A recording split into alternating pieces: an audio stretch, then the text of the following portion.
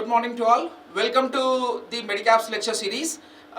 Myself, Dr. P. Hari Krishna from the Department of Physics, Assistant Professor in the department. Today I am going to deliver the lecture on the topic Total Internal Reflection and its application to optical fibers. Good morning all. Today our topic is Total Internal Reflection and its application to optical fibers. As you all know that in 12th class, the basic topic behind the optical fiber application is total internal reflection. So today we are going to basically focus on what is total internal reflection.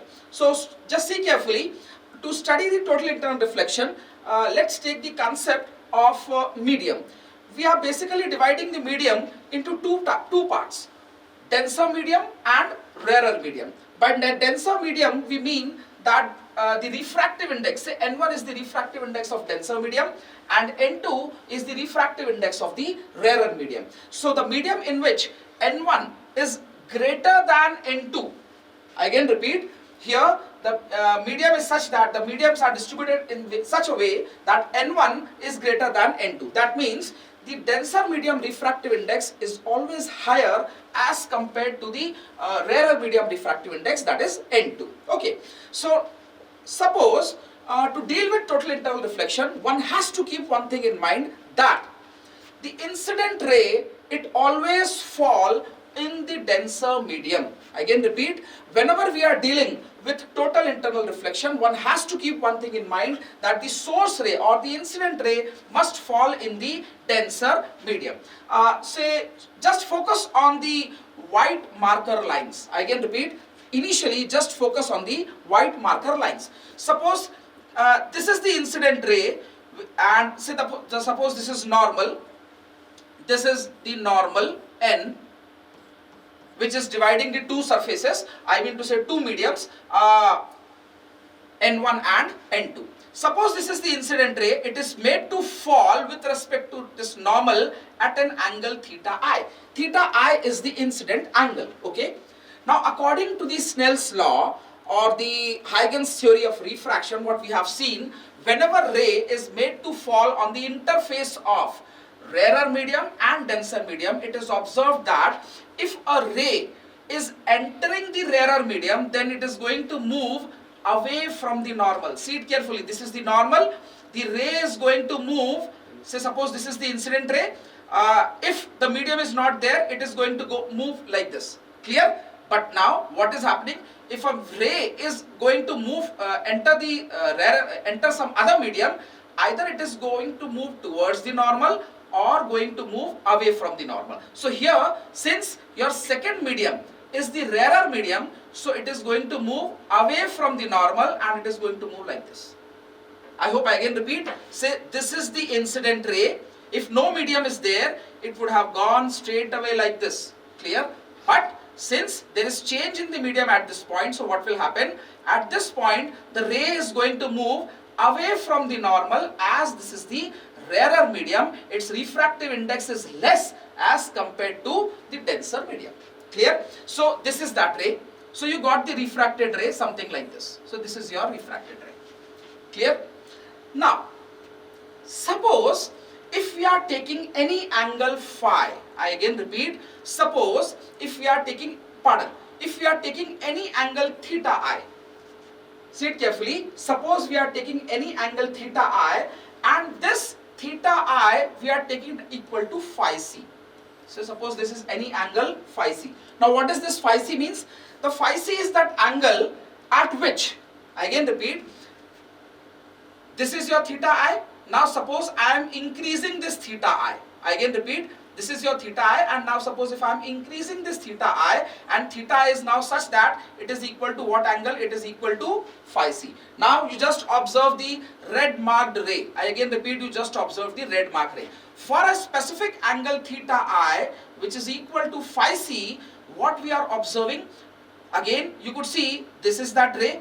If no medium is there, it would have gone straight like this, but since there is change in the medium, so it will bend away from the normal like this, okay. Now this angle, of course, which we are marking this theta r to be as 90 degree, this will be again away from the normal because this angle we are increasing, so the refracted angle will also increase. So what will happen, this red ray, again say this red ray is the refracted ray and it is passing through the interface of medium 1 and medium 2, meaning the rarer medium and the denser medium. Meaning how much is the angle now? If you could see, the angle now is 90 degree. Meaning as we are increasing this theta I to a specific angle phi c, such that what we are getting? We are getting the refracted angle to be as how much? 90 degree. Do remember, this is known as the critical condition, and this critical condition is known as the critical condition for total internal reflection. Meaning for total internal reflection to take place, see it carefully, this is the minimum condition. Meaning for a specific angle phi c, I again repeat, for an angle phi c, meaning your theta I is equal to phi c, what you are getting? You are getting theta r to be equal to 90 degree. Do remember, this is the minimum condition for total internal reflection to take place. Minimum condition. Meaning one has to satisfy this condition. After this, now your ray has not reflected back in the medium yet. I again repeat, your ray has not reflected back. When the ray is going to reflect it back? For any angle phi, now see carefully, for any angle phi which is greater than this phi c angle. Now you see, initially we took the incident angle as theta I, okay. Then we have increased this theta I to phi c, for which we got theta r to be how much? 90 degree. Then again, now phi c is the minimum condition for TIR. Now we are increasing phi c again, meaning theta r again and again. So now there is, for some specific angle phi which is greater than phi c, now you just see this yellow marked line. Now you just see this yellow marked line, meaning for this angle, now this angle is how much? This, any angle phi which is greater than phi c.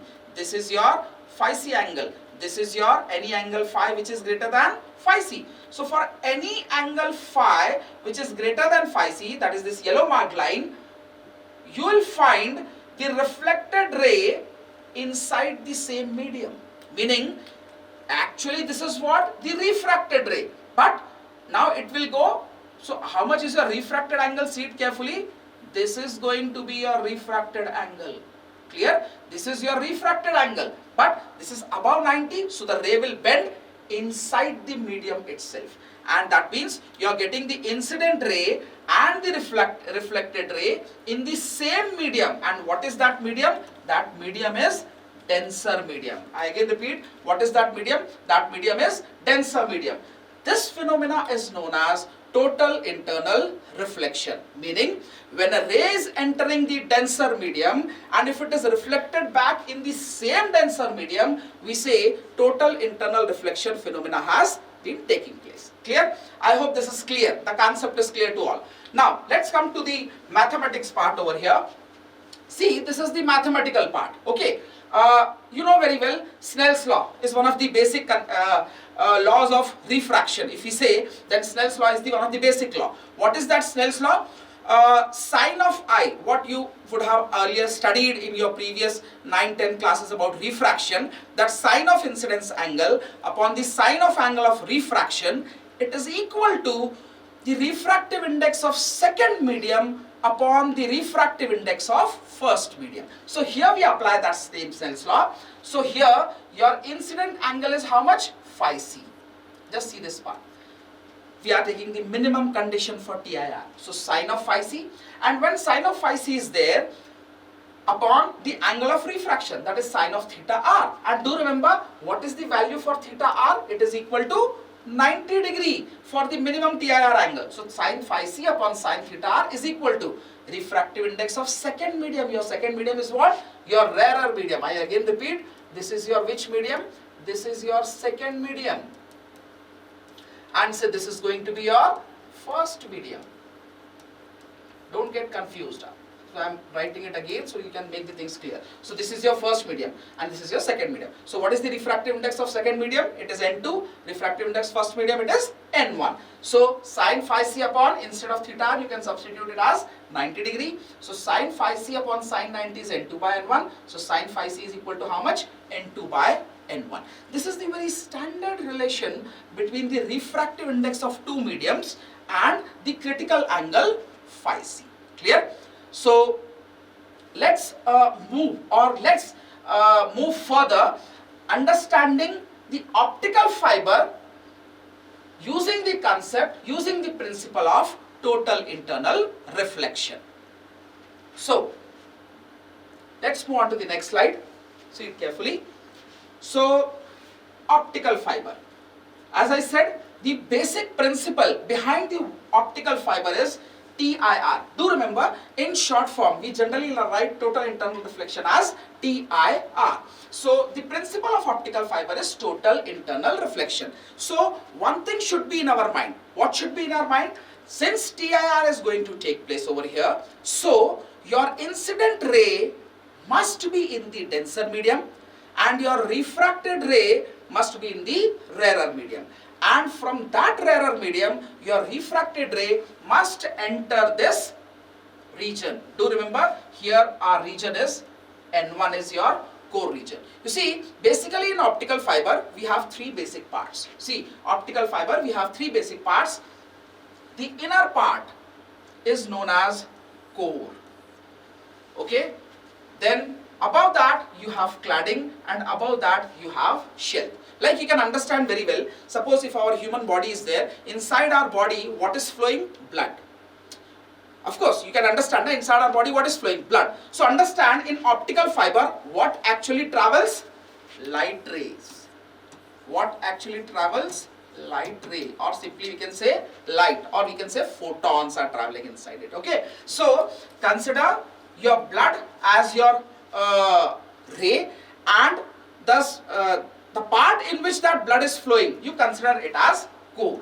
Clear? So in optical fiber what we say, the part in which light ray is traveling is known as core region. Clear? We are considering its refractive index to be as N1. Clear?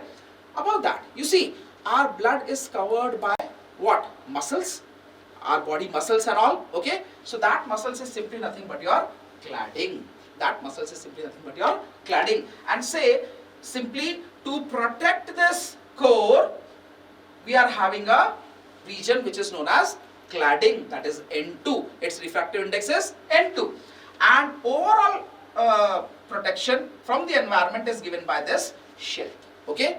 Sometimes the question may comes in the next lecture series, if we'll see that if cladding is not there, what will happen? If sheath is not there, what will happen? Okay, today we'll be basically focusing on the principle of optical fiber, that is total internal reflection. Clear? So suppose the outside medium of the optical fiber. You see, inside you have three basic parts in the optical fiber: core, cladding and shell. The outer medium of the optical fiber, say its refractive index is N0. What we are assuming its refractive index as? N0. This is outer medium. Consider this as outer medium. Fine. Now consider the outer medium, refractive index at N0. Now you see, this can be anything. It can be air, it can be water, where it is kept. It depends upon that. Okay. We are not too bothered about the outer medium. Let's focus on the inside medium. You see, suppose an incident ray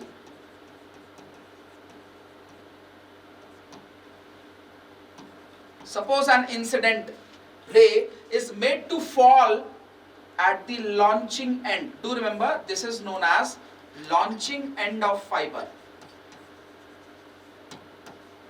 Suppose a ray is made to fall at an angle theta I at the launching end of an optical fiber. Say this is this dotted line is representing two things. It is either the normal to outer medium and the inner medium, core, or it is known as axis of optical fiber. There is one more name for this.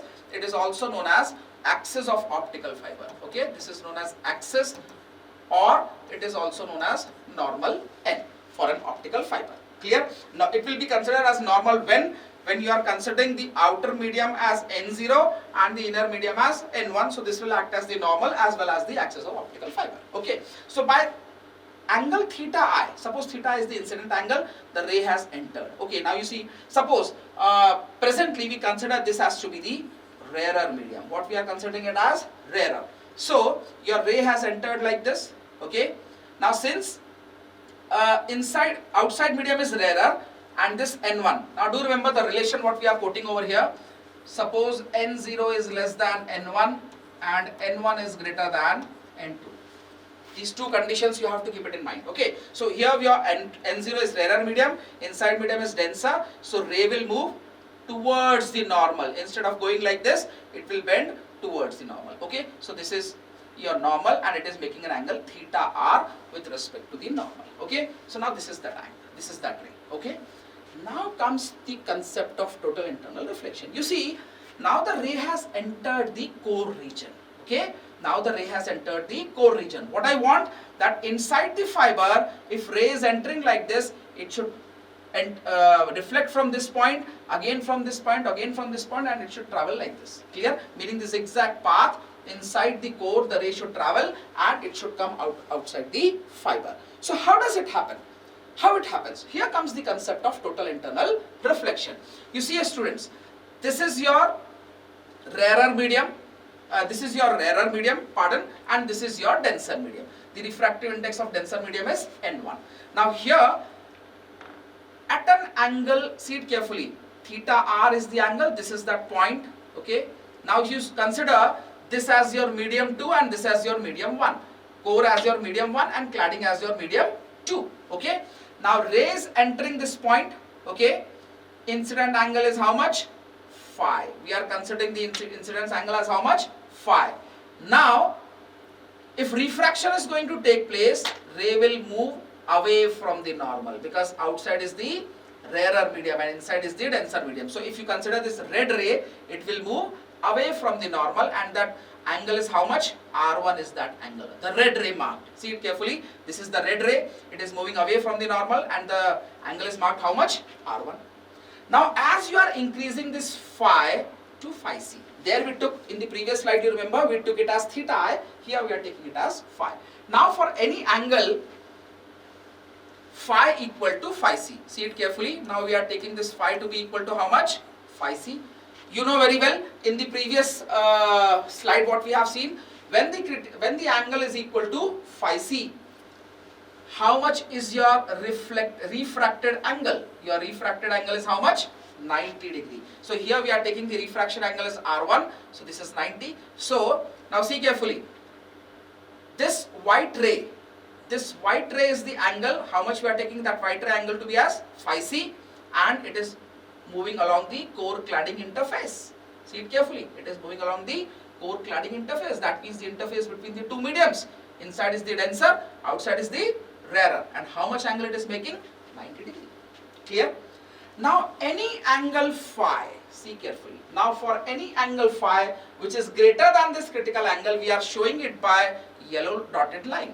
So by any angle phi which is greater than this phi c angle, so this is that angle, okay, this is that angle, okay, you are going to get the reflected ray inside. That means that angle will be greater than 90 degree, and this is that angle. Okay, so this dotted yellow line is any angle phi which is greater than phi c. Okay, so this yellow dotted line, I again repeat, it is any angle phi which is greater than phi c. So this is how we applied the concept of total internal reflection to the optical fiber. Now what will happen?